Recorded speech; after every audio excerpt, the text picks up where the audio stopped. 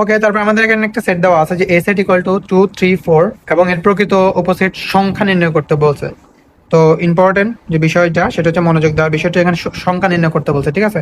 তো দেওয়া আছে দিয়ে আমরা একটু সেটটা লিখে নিই, যে দেওয়া আছে আমাদের সেটটা যেটা সেটা যে দেওয়া আছে আমাদের সেটটা হচ্ছে যে এ ইকুয়াল টু 2 3 এবং কত 4। ওকে, তো এ সেটের উপাদান, এ সেটের উপাদান, এ সেটের উপাদান সংখ্যা কত? বলো, এ সেটে কয়টা উপাদান আছে, কে বলতে পারবে? বলো। উপাদান সংখ্যাকে আমরা এন দ্বারা প্রকাশ করবো। এ সেটে উপাদান কয়টা আছে বলো তো? 2 3 এবং 4, তিনটা না? তাহলে উপাদান সংখ্যা হচ্ছে 3। ওকে, তো প্রকৃত উপসেটের সূত্র কি? প্রকৃত উপসেট বলো, প্রকৃত উপসেটের সূত্র কি? প্রকৃত উপসেটের সূত্র হচ্ছে 2 to the power n minus 1।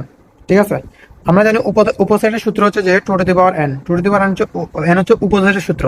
আর উপসেট থেকে প্রকৃত উপসেট একটা কম হয়, এই জন্য এখানে 2 to the power n minus 1। Okay, n মানে হচ্ছে যে এই যে মানটা, যে এ সেটে কয়টা উপাদান আছে। তাহলে এখানে 2 টু দি পাওয়ার n মানে হচ্ছে 3, আর 2 to the power 2 cube minus হচ্ছে 1, 2 to the power 2 to the power n অর্থাৎ 3 কে যদি 2 কে যদি কিউব করি তাহলে হচ্ছে 8 মাইনাস 1, তাহলে সমান সমান হচ্ছে কত? 7। তাহলে এ সেটের প্রকৃত উপসেট সংখ্যা হচ্ছে 7। তাহলে আমরা লিখবো সুতরাং এ সেটের